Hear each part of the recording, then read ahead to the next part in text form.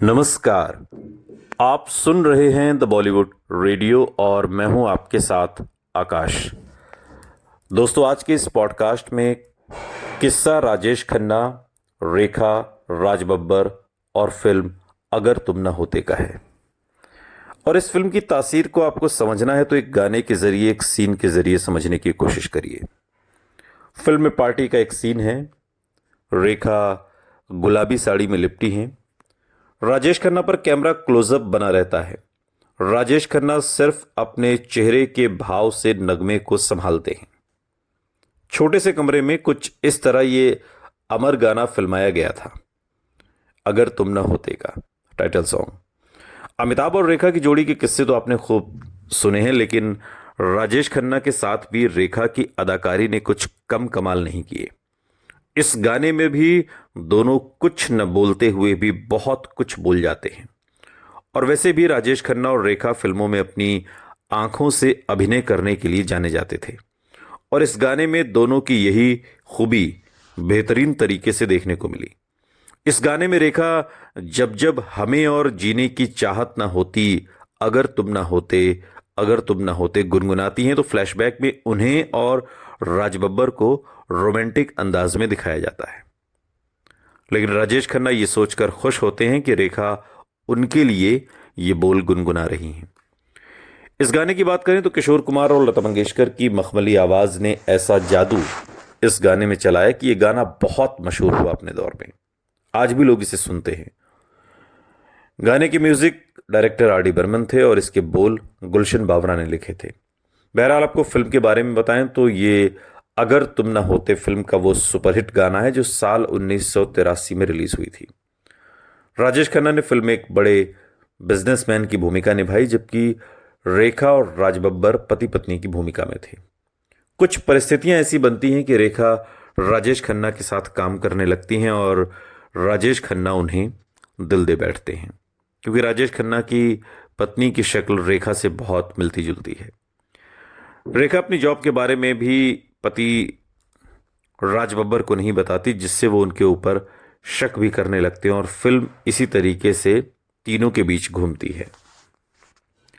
अगर तुम ना होते साल 1983 में बनी हिंदी भाषा की एक ऐसी ड्रामा फिल्म जिसका निर्देशन लेख टंडन ने किया। राजेश खन्ना, रेखा, राज बब्बर लीड रोल में हैं। किशोर कुमार को शीर्षक गीत अगर तुम ना होते के लिए सर्वश्रेष्ठ प्लेबैक सिंगर का फिल्म फेयर अवार्ड मिला था। कहानी कुछ इस तरह से संक्षेप में समझिए कि फोटोग्राफर राज बेदी, जिसके किरदार में राज बब्बर हैं, खूबसूरत राधा यानी रेखा से मिलता है और दोनों में इश्क हो जाता है। दोनों शादी कर लेते हैं। शादी के कुछ समय बाद राज का एक्सीडेंट हो जाता है और वो अस्पताल में भर्ती होता है। वो धीरे धीरे ठीक हो जाता है, लेकिन उसके पैरों में कोई सनसनी नहीं होती, यानी कि पैरों से वो अपाहिज हो जाता है, दिव्यांग हो जाता है, और उसे फिर पहिए वाली कुर्सी तक ही सीमित रहना पड़ता है।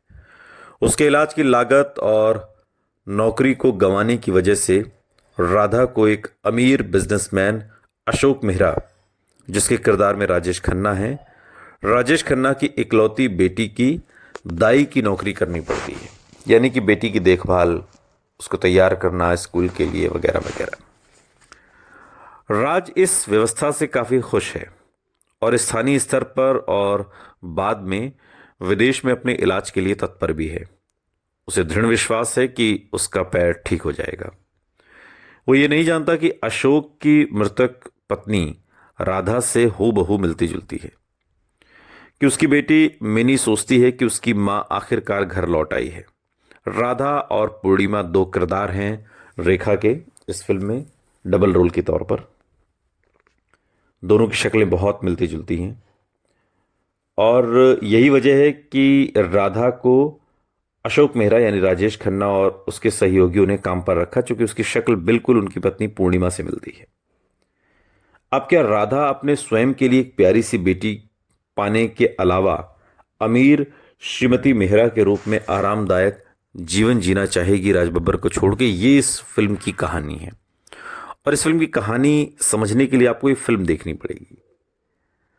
फिल्म में राजेश खन्ना अशोक मेहरा के किरदार में है, रेखा पूर्णिमा मेहरा और राधा के किरदार में, राज बब्बर ने राज बेदी का किरदार निभाया है। शकूर अहमद के किरदार में मदनपुरी हैं। चंदू के किरदार में असरानी हैं। सुधीर दलवी हैं, उन्होंने डॉक्टर की भूमिका निभाई है। इसके अलावा दुलारी हैं एक अनाथालय की परिचारिका के रूप में, और गुलशन बावरा भी इस फिल्म में आपको नजर आएंगे अतिथि के रूप में। फिल्म के सभी गीत गुलशन बावरा ने लिखे और सारा संगीत आर डी बर्मन का है।